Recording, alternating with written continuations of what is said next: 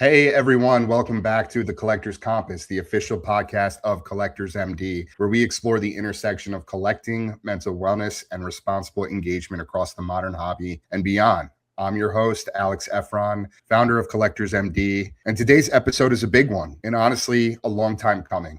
I'm joined by Matt Litt, a consumer protection attorney who has spent years working in and around predatory gambling practices, addiction recovery, and harm prevention. Matt's legal work has put him face to face with how casinos, sportsbooks, and betting platforms engineer urgency, chase behavior, and dopamine-driven engagement. More recently, Matt has started applying that same lens to sports cards and the hobby, and what he's seeing is unsettlingly familiar. This isn't an anti-hobby conversation. It's not about demonizing collectors, shops, or breakers. It's about recognizing when systems start to move faster than ethics and what happens to people when there are no guardrails. Matt has also appeared on the One Day at a Time Gambling Awareness podcast with our friend Rob Minnick, who many of you know joined us previously here on the Collector's Compass. So there's a shared ecosystem of experience, language, and concern that makes this conversation especially important. Matt, I really appreciate you being here, man. Thanks for joining. Good afternoon, Alex. Thanks for having me on. I really appreciate it. Awesome. Before we dive in, do you want to just give our audience a little bit of background? I know I sort of set the table there for you, but if you want to just provide any additional context around your experience, what you do, and sort of what you've been seeing across both the gambling industry and the hobby as a whole. Yeah, you covered it pretty well, so I don't have a ton to add, but I would say that what I do is I hold casinos accountable on behalf of addicted gamblers and their families when the casinos take an active role in the addiction of an individual, whether they start the addiction, whether they sustain it, or whether they grow it. That's when I get involved. So if all a casino did was kind of open up its doors, whether those doors are brick and mortar or digital, and allow a gambler to come in, and that gambler, gambled too much, that's generally not something I get involved in. When I talk about predatory gambling, and I wouldn't be surprised if other people, including Rob, who I have an enormous amount of respect for, he might define predatory gambling differently. I think we all might define it a little bit differently. But I define it as the casino is taking an active role in the addiction through incentivization, manipulation, and encouragement. And like you mentioned, unfortunately, there is a lot of shared nomenclature and other things between predatory gambling and what I am seeing in the hobby, what I would call, predatory sales tactics in the hobby as well. Yeah, we're seeing more and more of it every single day. Especially this time of year with these big releases. Topps Chrome Basketball just released last week, and it has been just, I don't think I've seen this much buzz around a product or a draft class or just the hobby since honestly early on in the pandemic when, Prism basketball with Zion and Ja Morant was just absolutely booming, and everybody was on lockdown and getting involved in breaks and online rips. And, the hobby just saw, a massive, boom in terms of the direction it was headed in. And I feel like we're seeing that all over again with the Fanatics takeover and everything that's been going on. So the timing of this conversation is great. It couldn't be coming at a better time. We had just talked about before we hopped on that we just officially rolled out our #RipResponsibly campaign in partnership with 1-800-GAMBLER, which I'm just so incredibly proud of and excited for. Just the fact that the gambling awareness and prevention industry is finally paying attention and seeing the overlap and the synergies between what folks are going through on both the gambling, traditional gambling and hobby side of things. There's just so much overlap and people are really hurting right now. And so we just want to make sure that we are providing a safe space for folks to come to, access to tools and resources, hotlines, professional guided therapy, one-on-ones with financial advisors, all of that, just so that they can sort of recalibrate, refocus, and make sure that they're still collecting, doing so with intention. And if they need to take a break and abstain, they're doing that too. So again, this is super timely, and just really glad to have you involved in the conversation. You and I connected about a month ago, and you've been involved in our community ever since. And so I'm just really glad that we are finally having this public conversation, so folks can tune in and hear everything that's been going on behind the scenes. So with that, we're going to start our first segment, which is From Casinos to Cards, Seeing the Pattern. So I want to start with a simple question. What was the moment you first realized the sports card industry was starting to mirror casino behavior? Yeah, I think it was a sort of an evolution of things. It was, I was a collector, probably a generation before you started, but I'm used to collecting meaning something different. Back in the 80s, collecting meant something different. And I've never truly left the hobby, so I always had my eyes on it. So I've always understood what breaking was and what was going on in the hobby. So I've been aware of it. I guess I've always been aware of it. I think my first clue was when I first started buying boxes to break with my kids. And I used to love the Allen and Ginter stuff. So I would buy a box, or maybe more than one box of Allen and Ginter. We'd sit around and break. And I realized that my kids just were discarding everything but what they considered to be a hit. So anything but a relic or an autograph, basically. Right. So I think that was kind of my first hint. I think the next one came when I was getting phone calls and emails from people, from potential clients, who were describing to me the suffering that they underwent through breaking and through ripping. And I realized from their stories that their stories are almost a precise parallel to the casino industry. And from there, I started getting a little deeper. There was the Bedard bounty, that David Adams had a year or so ago, which Right. to me was, when you have the same company who's selling the cards also offering a bounty, if $1 million bounty, if you pull a 1 of 1, to me, that was textbook gambling. That's a textbook illegal lottery. So that got me a little bit deeper into it. But like you said, now that Fanatics and ESPN and eBay have all become so involved with this, I've seen just more and more, marketing attempts at marketing that mirror what I'm seeing in casinos, and that are really, really troubling to me. Yeah, it's crazy how much sports card products in general have just become, these glorified scratch offs. You mentioned the Bedard bounty. We're seeing more and more of these bounties, 6-figure bounties, pop up from major, hobby shops and breakers. The LeBron Superfractor 1 of 1 auto that literally was just hit a couple days ago had a $500,000 bounty on it. That's absolute madness, right? And over time, many sports card products have just shifted away from traditional collecting and towards this chance-based entertainment that closely resembles casino mechanics. And these modern products are just increasingly structured around the randomized outcomes and the high-value jackpots and engineered anticipation rather than set value or completion, right, the way it used to be. Instead of buying a product like Allen and Ginter, which is a great example because that's a product that's fun to rip. You could rip it with your kids, with your friends, your family, and just really have a good time with it, as opposed to just chasing monetary value. But instead of just buying a product like that for what's inside, collectors are now often buying for what might be inside, right? That dynamic is functionally similar to a scratch-off ticket. Most outcomes are losses, a small percentage are break even, and a tiny fraction deliver outsized wins that are heavily promoted. And that's what we see in our news feeds and our, social media feeds.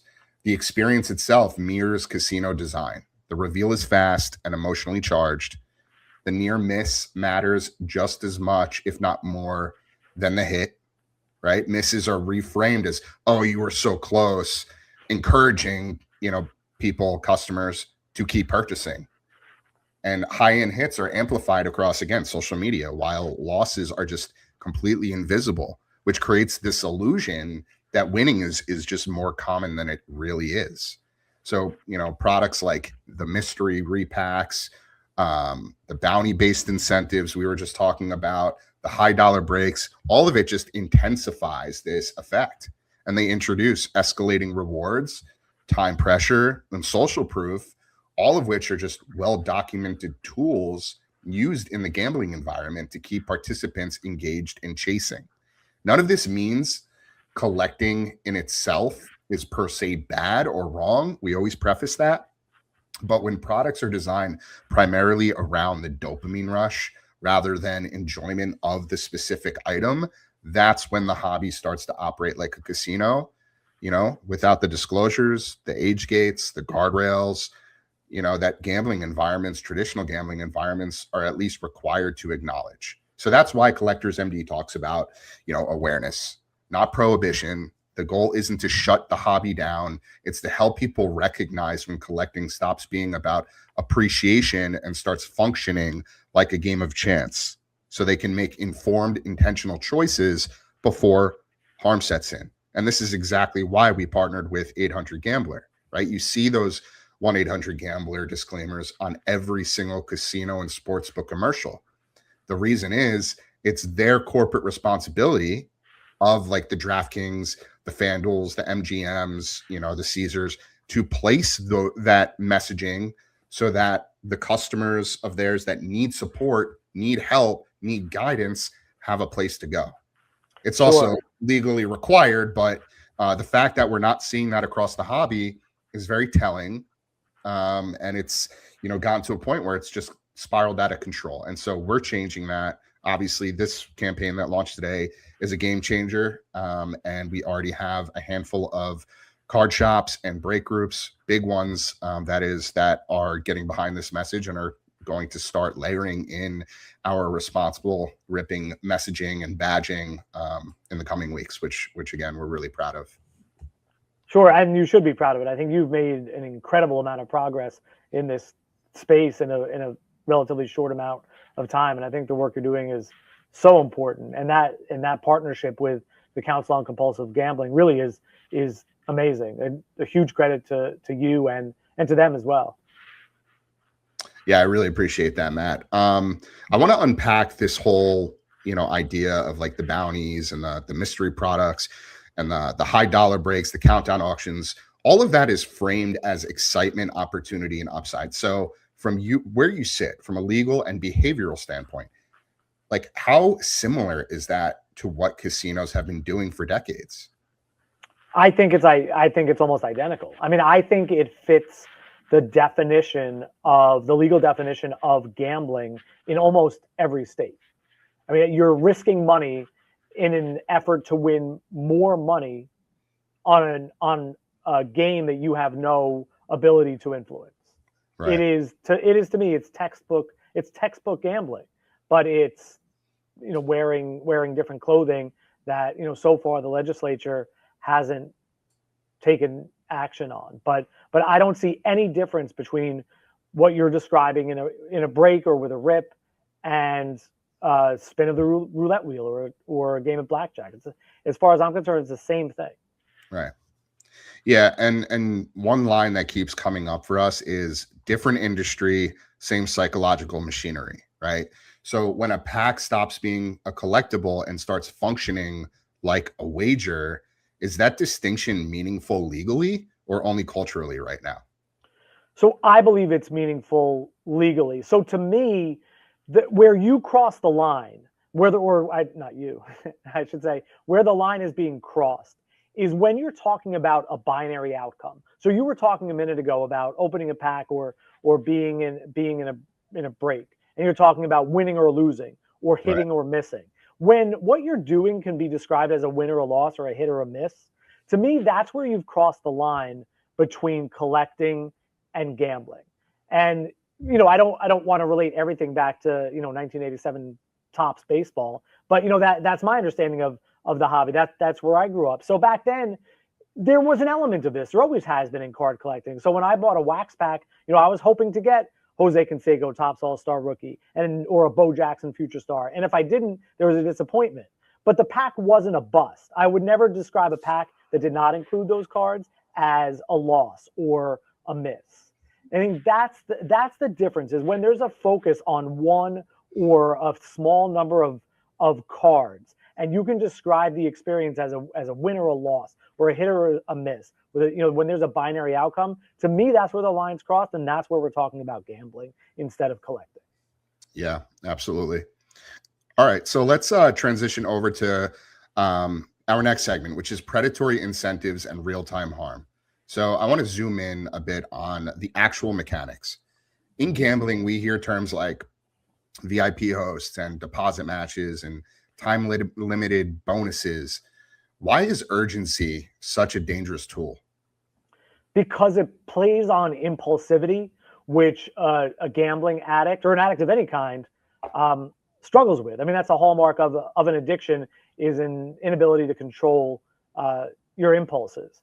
So by creating this faux urgency, you're acting on that impulse control or lack thereof, and basically manipulating the gambler or the customer to do what you want them to do, even though it's clearly, in many cases, against their own best interest. Yeah.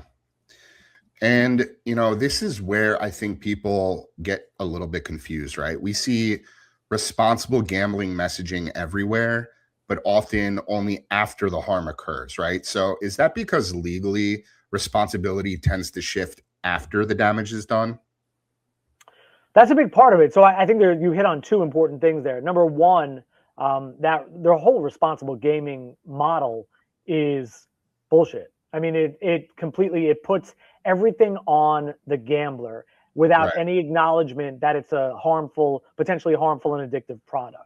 That's number one. The second part of it is that yes, these things only come into play after the harm has been done. So there's these mechanisms in place, like 1-800-GAMBLER, for people who have fallen into the water, for people who are drowning and need help, but no one's putting up a fence to prevent them from falling in the water to begin with. And that's what's missing in the casino industry, and I'm sure it's the same thing in the collecting industry. No one is there to help someone who's made a little bit of a mistake. These resources are there for people who have had absolutely catastrophic outcomes, try to put the pieces back together, but there's nothing there for someone who's made a small mistake and wants to avoid that catastrophe. Right. So the idea is layering in this awareness early enough on where folks understand the risk, the associated risk, the nuances, the potential for these catastrophic instances to take place. And so by doing that, they can then protect themselves, set those internal guardrails, create those boundaries, whether it be tangible or intangible, so that if or when the opportunity presents itself for them to completely spiral, they now have, a protection plan in place. And that's really, really important. What we don't want to see, and this is what we see most of, but we'd like to scale this back if possible as a whole, is people just completely hitting a wall, hitting rock bottom, ending up in these financial holes, looking at things like, divorce, losing custody of their children, having to sell their homes, their cars, their personal belongings, all because they got themselves into this position through, the exploitative and predatory nature that is the modern day gambling environment. And so, with everything that we're doing in the hobby, the the goal from the onset was to create a one-stop shop ecosystem for people to come, learn, become acclimated with this community, and figure out where they are, in terms of their collecting journey. That's why we offer two distinct paths, one for intentional collecting and another for abstinence. We have a large amount of people, as you know, that want to continue engaging in the hobby, but want to do so in a thoughtful, mindful, intentional and responsible way, because they know they're aware of the fact that things can spiral very, very quickly. Things can turn ugly really, really quickly. And then on the other side of the coin, of course, abstinence, folks that just can no longer have a healthy relationship with collecting and need to abstain completely. And so we respect both of those lanes equally. We meet folks wherever they are in their collecting and recovery journeys. But again, we want to make sure that, we're starting to see less and less people coming to us having had hit rock bottom. I know that's going to be inevitable, but ideally, by spreading this message, spreading awareness, collectively as a whole, we can make the hobby a safer, healthier, and more sustainable place for the foreseeable future. So with that, yeah, go ahead, Matt. I didn't mean to cut you off, Alex, but I think there's another really important component of what you're doing at Collectors MD that you didn't mention, which is the destigmatization of this idea of addiction. And I think that you have created a safe space where people don't have to hit rock bottom before feeling welcome in your community. And I think that's something I wish that existed in the casino industry. I don't think it does. You've created that, and I think that's an incredible thing. But I think that's another really important piece to this, is that you don't have to acknowledge, or you don't have to believe that you've hit rock bottom and you're an addict in order to utilize the resources of Collectors MD. And I think that's such an important thing that you're doing. And I hope that continues. And I know it will. Yeah, absolutely. There's an analogy that I like to use, and that's the bartender comparison, right? The bartender analogy is about when responsibility shifts from the individual to the actual system, right? A person chooses to drink, but once a bartender sees clear signs of intoxication, continuing to serve becomes the bartender's responsibility, not just the customer's choice. So, using this as sort of a parallel to explain how modern collecting and gambling-like environments create the same sort of experience for the customer. When systems are designed to escalate spending and push urgency and profit from repeated behavior, especially when risk is completely obvious, completely visible, responsibility becomes systemic. It's not about removing personal agency. It's about recognizing that profiting from foreseeable harm creates ethical responsibility, right? So at what point does responsibility stop being personal and start becoming systemic? Yeah. So, I mean, what you just described, dram shop law, where the person serving a visibly intoxicated individual is responsible for the outcome of that. I mean, that's my dream for the gambling world. And it's so simple. I mean, the paradigm is already there, Right. but of course, that's not what legislators want. That's certainly not what the casinos want. In my opinion, in every case, it's different. So, I use the same analogy you do, but I say it a little bit differently, which is if you're served 20 beers and then you go out and you cause harm, without question, I think we could agree that the first 5 beers are on you. I think without question, everyone could agree that the last 5 beers are on the bar. They should have seen and they should have known.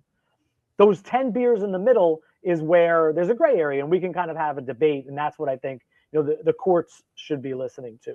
Right now, under the law, all 20 beers are on you and you alone, which is completely illogical. It's completely inconsistent with what you're talking about, dram shop under alcohol. But for whatever, I shouldn't say whatever reason, I don't know, it's money. That's the reason. Casinos are held to a different standard than alcohol, tobacco, or pharmaceuticals. Yeah, that's really interesting. I think about when you see I don't know, a celebrity overdose. Like I'm thinking of Mac Miller, right? And they do a full-on investigation to find out, where the drugs came from, how he ended up in the position he was in, and then there's legal ramifications for those providing the drugs. Obviously, it's a different animal we're talking about because we're talking about an illegal substance versus a legal substance. But it's interesting to me that, when somebody dies from a drug overdose, they, go all the way back to the source in terms of, all right, where did the drugs come from? How do we, arrest that person? How do we go above to the bigger fish and potentially, I mean, obviously every case, every situation is different and unique in its own right. But generally speaking, the end goal, I think a lot of times is to sort of, stop the leakage, right? So find like where the main source of that leak is coming from and, completely, prevent them from continuing their operation. Whereas with, alcohol, somebody overdoses from alcohol poisoning, they're not going back to the bar and asking that bartender specific questions per se, the same way they would when it comes to narcotics. So, I mean, aside from the fact that, these narcotics we're talking about are illegal, is there any particular reason why that isn't the case? Yeah, money. Because if it was more difficult for people to gamble, the casinos will make less money, which means there's less revenue going to the states. And the people who are in a position to make the changes are all benefiting from addiction. Make no mistake about it. They are the ones benefiting from addiction. So they are not incentivized in any way to slow it down. I use the example. You talked earlier how, you're not trying to bring down the hobby. And I feel the same way, the same way with gambling. I mean, I'll place a bet on a Sunday. I placed two $50 bets yesterday on an NFL Sunday. You've seen how much FanDuel and DraftKings and BetMGM and Caesars, how much they advertise and how much money they're spending on all the different things they're spending money on, whether it's sponsors or promotions and marketing and everything else. There is no number you can multiply my $100 bet by that would allow them to be profitable. If I'm betting $100 a week, let's say on the NFL, there's no number of me you can multiply in order to make them profitable. They need people who are losing unhealthy amounts of money, or else their business plan doesn't work. That's the problem. That's why, because there's too much money at stake. Yeah. Yeah, I think people also don't account for the fact that while alcohol and drug use can lead to death via, overdose or, other complications, the fact that gambling and collecting and overspending, all these things we're talking about, it's not like you're putting a chemical inside of your body, but they can lead to major mental and emotional, fallout. And so subsequently, we're seeing a massive increase in suicide within these, harm or potentially harmful spaces. And so people need to realize that. People need to understand that that's a completely legitimate layer that, connects the dots in terms of everything we just discussed. It's an incredibly high rate of suicide for gambling addiction. And, the other thing that I think a lot of people don't understand, the people who are not seeing this every day like you and I are, is that gambling addiction is classified by the American Psychiatric Association right alongside all of the other addictions you've mentioned, right alongside alcohol, tobacco, pharmaceuticals, and things like opioids and illegal drugs as well. Under the DSM-5, it's all categorized under the same heading. So it's not like an addiction, and it wasn't always that way. I mean, there was a time when addiction was classified alongside pyromania and kleptomania. It was treated as a joke. But those days are over. I mean, it's understood now by science. Science understands how addicting it can be, and it's just like all those other things. And and the rate of suicide, makes it just as dangerous, if not more so. Yeah, absolutely. So, what really concerns me most is how fast all this is happening now. There's no pause. So would you agree that, the harm today isn't theoretical? It's happening in real time inside frictionless environments? Oh, 100%. I mean, I have received, I would say, between 2 and 3 and 4 phone calls or emails a day from addicted gamblers or their families for years now. I mean, the harm is here. It's not necessarily as public as it will be, but 100% it is here. People's lives, families' lives, are being ruined every single day because of gambling addiction, every day. Yeah. It's really unfortunate, but it's the reality of the world we live in now. And so that's why awareness, education, accountability, all of those things are just so incredibly important, not just for the consumer who's engaging in the behavior, but for the family, the loved ones, even friends and colleagues of people who might be at risk, right? We have to make sure that as many people as we reach as many people as we possibly can, because there's always that, multiple degree of separation, right? Whether it be a friend of a friend, a cousin, most people know somebody who has experienced addiction in some capacity, right? So I want to shift over to our next segment, which is responsibility, accountability, and legal blind spots. So I want to talk about accountability first. Historically, casinos have been almost impossible to beat in court. Why is that? So I think part of it is the immature science that I just mentioned, but the standard has been forever that, I think I referenced this earlier in a different context, the standard has always been a casino is not responsible for stopping a gambler from harming themselves. So back when we're talking about, brick and mortar days, and that's when the law was created. I mean, I'm fighting against, and when lawyers are going into court on these issues, we're fighting against brick and mortar law that has not been updated since, the 1990s. So the reason is that science understood gambling addiction to be kind of nonsense. And because of that, the courts refused to acknowledge that there was any responsibility on the part of anyone other than the gambler, him or herself. And the law is outdated and has not evolved to be consistent with the new science and to be consistent with the difference between a VIP host, giving you a call and offering you a free room in Atlantic City next weekend, and real-time text messages offering a 20% deposit bonus if you deposit $20,000 in the next 72 hours. The law is still based on prehistoric understanding of what casinos and VIP hosts are.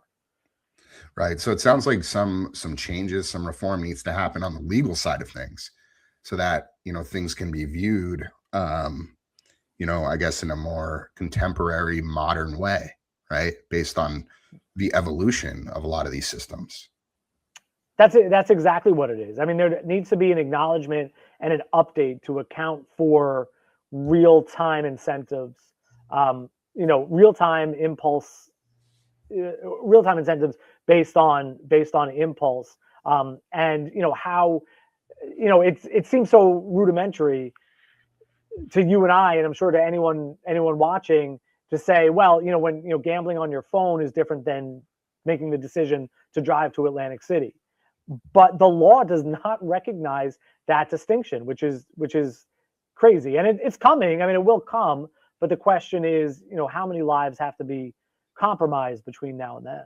Yeah, that scares me, because if the traditional gambling industry is taking this long to catch up from a legal standpoint, how long is it going to take for the hobby, to catch up? Right. Or for the legal side of things to catch up with the current state of the hobby. So when we look at what's happening in the hobby right now, with large, well-capitalized companies facing, legal disputes and class action lawsuits and things like that, how does that same imbalance of power play out? Like when one side has effectively unlimited money and time, we're talking about these monopolies that people are calling it now, the fanatics and, collectors with PSA and them just, buying Beckett and things like that.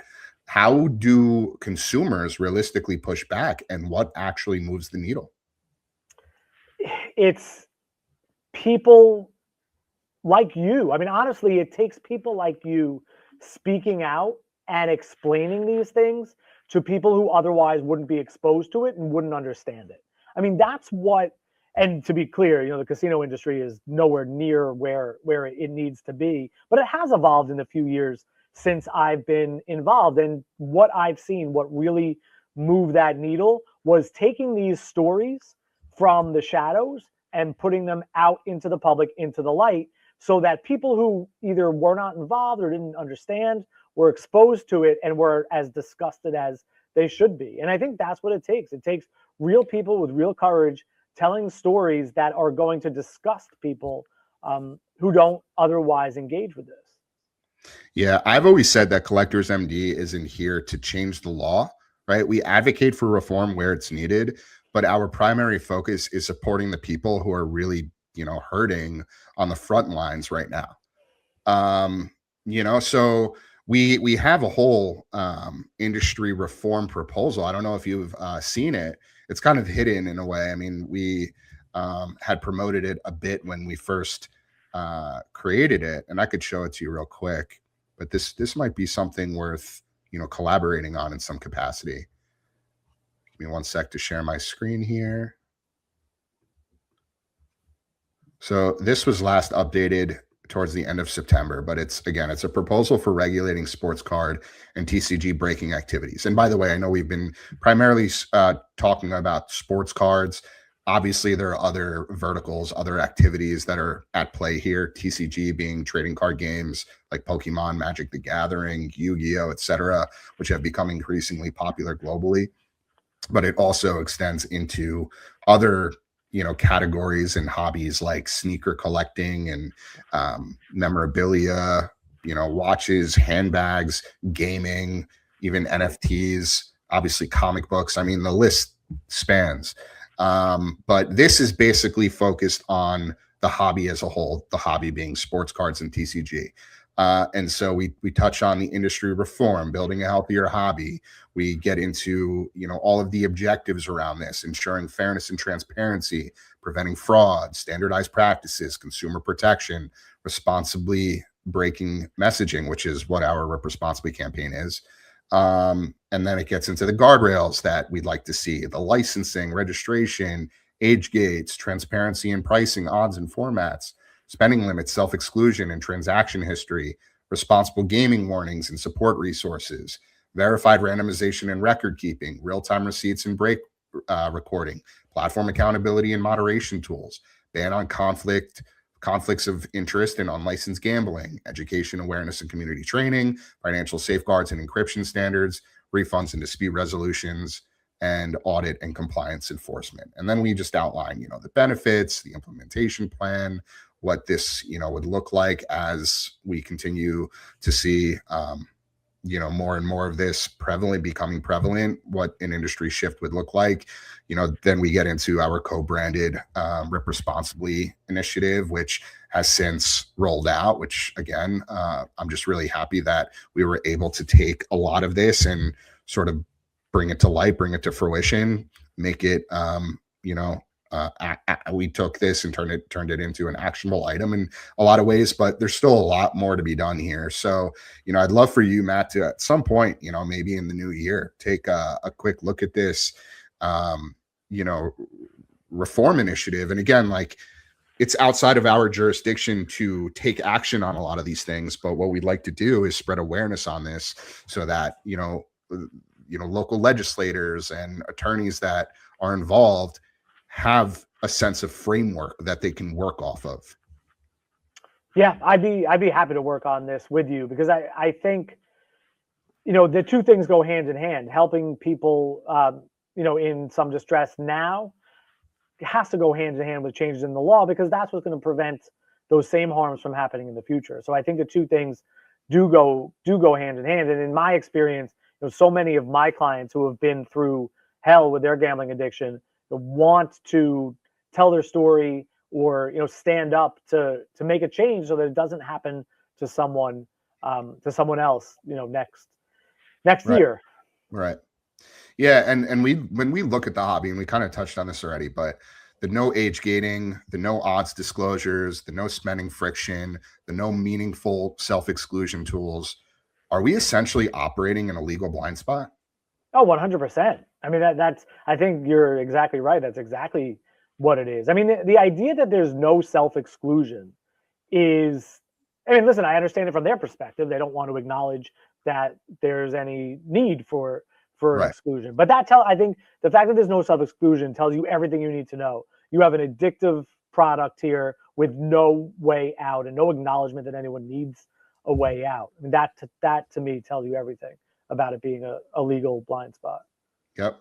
So again, it's all about educating the masses, not just the collectors, but folks at the helm, people that are on the hobby side in terms of being at a C-level position at a Fanatics or a whatnot or an eBay, and then of course folks like you, attorneys, legal representatives, state legislators, things like that, so that more and more people can become aware of what's going on here and continue to really go against the grain in terms of fighting this uphill battle. But just the more we push back and demand reform, the louder this conversation becomes, and the more urgency is sort of thrown in the direction of these big players in the hobby space to actually make some tangible changes. And we're already seeing it. I mean, there was a gentleman who created some sort of legal document that was sent to collectors, or it was sent to like a local government to basically assess and analyze this this acquisition that collectors made last week with adding Beckett to its portfolio of brands, which now includes PSA, SGC, and Beckett, which are the three biggest players, the three major grading services in the hobby. And basically determine if it is indeed a monopoly, and if so, legal action needs to take place. I think that's important, but it's not necessarily the number one priority in terms of the bigger picture. But it's good to see that folks are actually taking action on a lot of this stuff. I mean, there are class action lawsuits that are out there that you're aware of across the hobby. I don't have any updates or know the status of any of them, but hopefully that helps move the needle a little bit in court, and we start seeing some action items come out of that. But again, we need to get the word out there. We need to let people know what's going on behind the scenes. That's the only way. Yeah, I mean, that's the only way that things are going to change, is by letting people know. And I'll tell you, I thought for sure that the Bedard bounty was going to be the thing that changed it. It was a big round number. It was a shocking number. I still believe, honestly, that bringing that practice to light, the fact that a company who's selling opportunities to pull a card is also offering $1 million for that card, I think that's a case that could really start to shift things. Yeah. But I wasn't able to find anyone who bought into it. But that doesn't mean that that's going to stay that way forever. But I still think that could be a really groundbreaking case. Yeah. The whole bounty situation where these major card shops and companies like Dave and Adams are putting bounties on specific cards in these products. The reason they do it in the first place is to lure people in to rip, right? They want to sell the product. So, in anticipation of that, they create these urgency games, where these tactics where they say, all right, well, if the biggest card gets hit, we're going to, pay you a lottery ticket. And so more people are going to go out and just start buying up the product. Yep. So, even Topps even did this. They did this buyback thing a couple years ago with Bowman. It was Bowman Chrome. And it was supposedly or allegedly because they accidentally printed multiple superfractors of pretty much all of the prospects in the set. And so there were like 2 superfractors in circulation for every single prospect, which defeats the purpose of a 1-of-1 superfractor, right? Sure. So they did this whole program where if you hit one of the superfractors and send it in, they would pay you out the associated comp or value, which actually was much higher for the most part than what these prospects would have actually sold for on the aftermarket. And so the idea was they would receive, one of the copies of the superfractor for any given player, and they would destroy it. And then they would take that name off the list. So if the second one is hit, they'd go on to see if, it's available for trade-in. They now know the first copy was destroyed. I don't know if that makes sense, but they did this whole thing, and it was this like this program, and people were chasing after these superfractors so they could sell them back to Topps and make top dollar.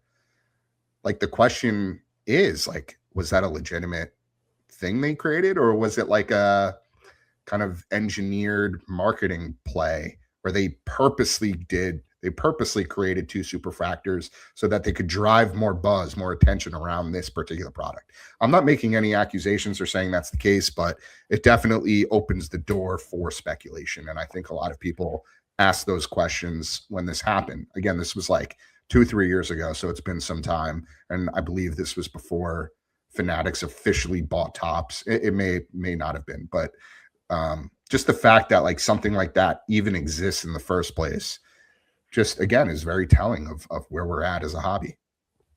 And I'll tell you, I'll take it one step further. I don't know that I care whether they did it intentionally or not. The effect is the same, which is that's a lottery ticket. Every pack now becomes a lottery ticket. And obviously they're not licensed to run a lottery, which means they shouldn't be doing what they're doing. I actually found the page. It's still here, so I'm just going to pull it up real quick. Yeah. Oh, I'd love to see that.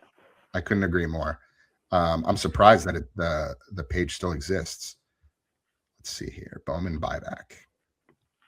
Let's take a moment to show this. Okay, so this landing page says, for those listening on our audio platforms, Bowman Chrome buyback. Okay, so the buyback closed. The Bowman Chrome buyback program has ended effective March 31st, 2024, and we are not accepting any new submissions. Thank you to all our collectors who participated in the buyback. Buyback trackers, see below for the full list of 2023 Bowman Chrome Superfractor cards that were eligible for the buyback program. And here you go. I mean, all of this is right here. It's crazy that this is still public, but you could see that they bought back all of these one-of-ones already. But like a lot of these guys are no names. I mean, no, and that's no offense to any of them or any fans of these players, but like the whole point of Bowman is prospecting, and unfortunately, the majority of these prospects don't pan out in the long run. So I personally haven't heard any of these names come up since the product release, but we're talking about like Juan Benjamin, the buyback value, $5,000. Oswaldo Azorio, buyback value, $10,000, right? Like Luis Torres, Daverson Gutierrez. So out of curiosity, what would a pack have cost at that time? The box of this product was like maybe $800 for like the HTA for like, you get like 3 autos and that's it. And then I think the hobby format was maybe like $300-$400.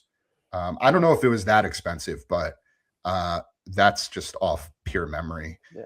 I mean, Philman Celestin, who's still considered a top prospect for the Mariners, his buyback value was $35,000. Like, I think if his one-of-one super was hit today and sold, it probably wouldn't fetch nearly that much. I mean, there were a few that actually weren't purchased here. Yeah, but there was one particular player, I think it was Ethan Salas, yeah. So his was $75,000. And granted, these are all the non-autos. The autos sell for way more. But still, just the fact that like Topps themselves put basically bounties on each of these cards. I mean, as a Yankee fan, I could tell you that Brandon Maia isn't panning out. He's not going to ever be a big leaguer. But his buyback value was $25,000.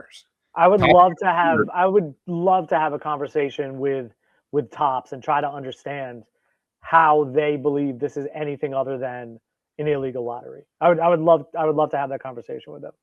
Yeah, I'm actually glad that this came up. Obviously, they have their terms and conditions, but this is something that I completely forgot about until this conversation, and it's worth unpacking because this was only a couple years ago, and Topps again was doing a direct buyback for a modern product and paying people out tens of thousands of dollars. It's pretty mind-boggling. Yep. Anyway, I don't want to veer us off track anymore. We're going to transition over to our next segment, which is stories move systems. So I want to shift from systems to people. Why do lawsuits and reform almost always require stories, not just statistics? Stories resonate. I think stories allow people to understand that the people who have kind of had these harms aren't as different from them as they might think. I think that's a huge part of it. I think I could read a statistic, or you could read a statistic, say, well, yeah, well, that's them, that's not me. But when you see people, who look like you and sound like you, you realize that it could happen to you, or that these people aren't just evil and they didn't just lack willpower and self-control, that these are three-dimensional people with three-dimensional stories, and that they're worthy of helping and preventing future harm. Right. And I think that, at least in the casino space, that's what I've seen. I mean, when, early on, before I had a number of different types of cases with a number of different types of plaintiffs, it was very easy to demonize my clients and just say, well, that person went to prison because they're this, and this person did that. When I started having a more diverse number of clients and stories where there was, all different types of people, I think it helped people to understand that, oh, wow, that could be me, or that could be someone I love. This isn't just someone who's, hanging out in a shady alley. These are real people who confronted real challenges. Right. Yeah. I mean, inside Collectors MD meetings, we hear a lot of shame, right? People don't necessarily say I'm addicted per se. They say I'm bad with money, or I lack discipline, right? So how dangerous is that sort of mislabeling? I think mislabeling is a terrible. Well, I shouldn't say. I mean, listen, I think in the context of a meeting, I think however it is that you get there. Whatever it takes. I think that's great. I think it takes an incredible amount of courage to do that. So, whatever you want to call it. I think the mislabeling of it by the industry, by the casino industry, is a major problem. The idea that if you're addicted, there's a problem with you, as opposed to this is an addictive product that's going to cause addiction in a lot of people. But that's not what the model is. The model is, if you're a problem gambler, this is what you do, without any acknowledgement that this is an addictive product, and very normal, very intelligent people are going to make some really bad decisions because of the addiction. So many of my clients are incredibly intelligent people who now, outside of the addiction, recognize that what they were doing was incredibly dumb. But in the middle of the addiction, it makes sense, right? They just lost $20,000. So then you should probably go double or nothing, right? And then you lost again, so you should probably double or nothing. And all of that makes perfect sense when you're in the throes of the addiction. But when you're outside of it, you realize that those are bad choices. But the idea that only unintelligent or undisciplined people make these bad choices is complete nonsense. And I think that's a really important message to get out there. Yeah, it is a really, really important message. The mislabeling itself, I think can be incredibly dangerous because it keeps the focus on somebody's character instead of the context, right? It's so easy to lose control when you're in an environment designed to cause you to lose control, right? When someone says something like, I'm bad with money, or I lack discipline, they internalize the problem as a personal failure rather than recognizing the environment they were operating in. And that shame shuts down the curiosity. It delays help seeking. It makes people more likely to hide what's happening instead of actually addressing it.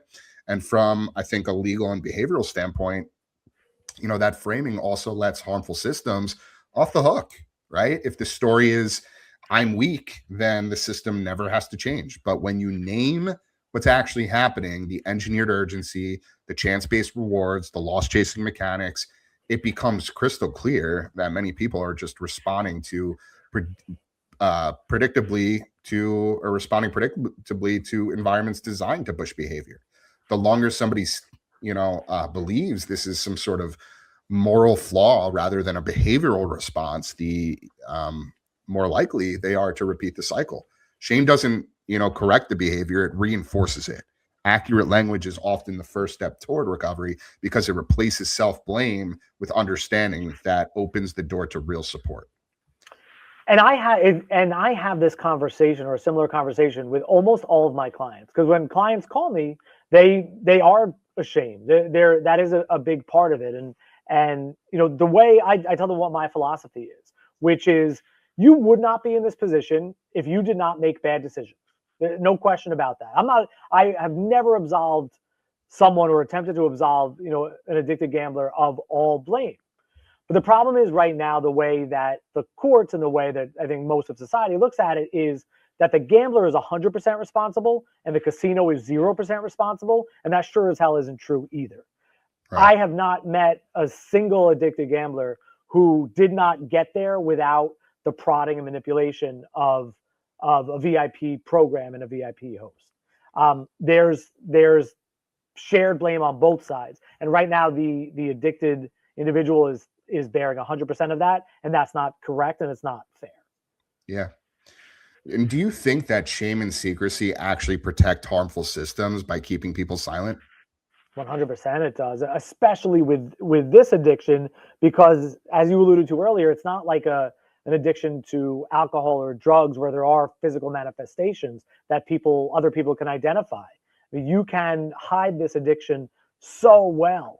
So that shame is a really big part of it, and it does, perversely protect the systems in place to manipulate the addiction in the first place.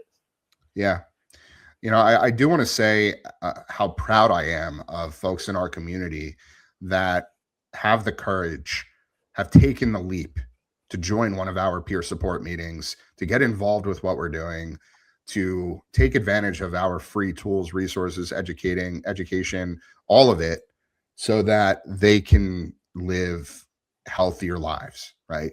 The hobby ends up consuming people. It ends up becoming a huge part of their livelihoods. And when it takes over in an unhealthy way, that can pose major problems, not just for the person, but for the people around that person. And so again, like, it takes a lot of courage to come forward and admit that you have a problem or admit that things have started to become a little bit unhealthy. And so taking that step, getting into the actual meeting, like you said before, is monumental. And we always say, even in traditional gambling recovery, that making that step, getting your, butt in one of those seats, it's the biggest step. It's the hardest step. But once you do that, that opens the door for just the framework, the foundation of a better life. And that's what we are trying to help people do. And, on the flip side of that, the more people that come forward and admit or say out loud that they've developed an unhealthy relationship with a harmful behavior, whether it be traditional gambling or collecting, that also creates more pressure to these systems to start making change, right? I don't want to suggest that you become a data point per se, but we really do need to put together data and case studies and real research so that we have tangible evidence to support that there are real issues at play here, right?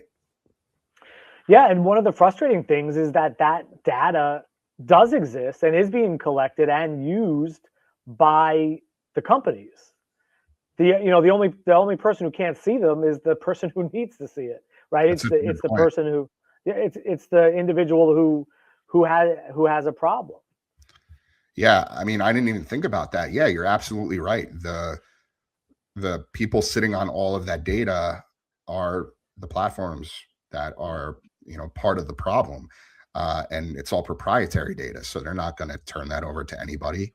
So we need to create our our own data and figure out, like, what's really, really going on behind the scenes here. Ideally, in a perfect world, some of these platforms start to make real changes. We could potentially partner with them in some capacity so that we could layer in support and leverage that data to help create a healthier ecosystem. But that's going to take a lot of effort and approvals and conversations, and there's an uphill battle there. And there's this sense of urgency that we can't wait for that to happen. We want to help as many people as we can right now, which is why we're so gung-ho about just getting everything out there. We're not going to sit around and wait for the powers that be to endorse this message. So with that, we're going to transition over to our final segment, which is prevention over cleanup. So I know you've shifted a lot of your focus from, cleaning up harm to preventing it. So what does early intervention actually look like before damage compounds? Yeah, so I think I'm going to go back to, I know we kind of shifted to the next segment, but at the end of the last segment, when you were talking about integrating Collectors MD into some of these breaking platforms, I think that is in big part what it looks like through the normalization of this conversation. Like, so prevention to me looks like normalizing, destigmatizing and normalizing the conversation about addiction around these things, not just for people who are in serious trouble or think that they might have a problem, but from the start. Like, let's have a conversation about what addiction might look like before you start, before you start spending all kinds of money. I think that's what it looks like in the casino space. I think that's what it looks like in breaking and ripping too, is having an intelligent conversation as opposed to, trying to force casinos to admit that their product is addictive. Yeah. Right. I think that's really what it is, you've said it several times today, and I think I have too. I'm not trying for the breaking industry down. I just want to have a real conversation about how to prevent. And I think and I really think that's what it comes down to is just destigmatizing and normalizing the conversation around this. Yeah. Yeah. Really well said. So, the next segment again, do you want me to ask that question again? Yeah, please. Yeah, because you kind of, and I didn't give you the opportunity to sort of provide feedback on everything I just said to close out the last segment. So I want to make sure that we answer all these questions. So I said, what does early intervention actually look like before damage compounds? Yeah, so early intervention looks like helping people before they're drowning. It looks like education and conversations around addiction before addiction happens. I think that's what it looks like.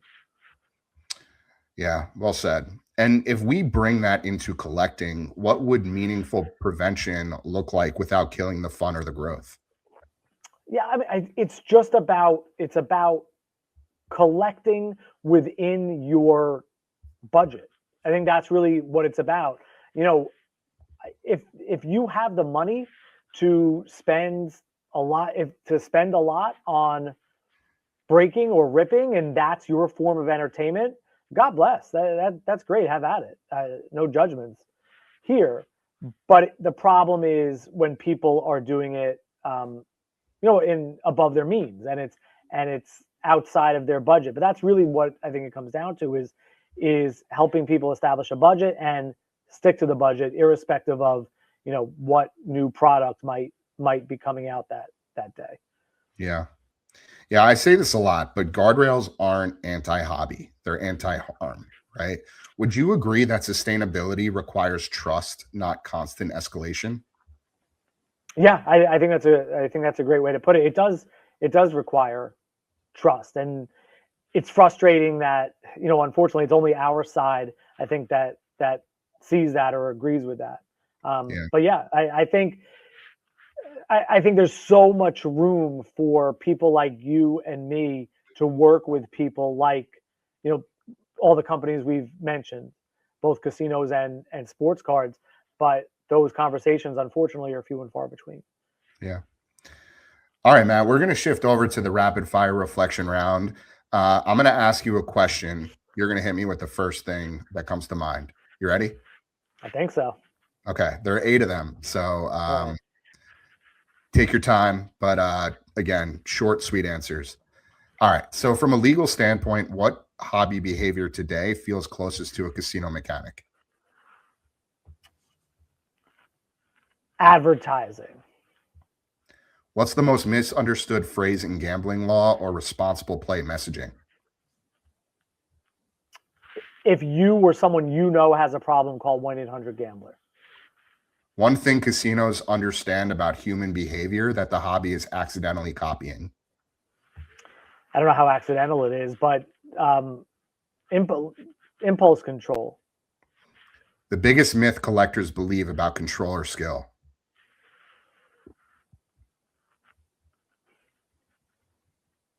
Oh man,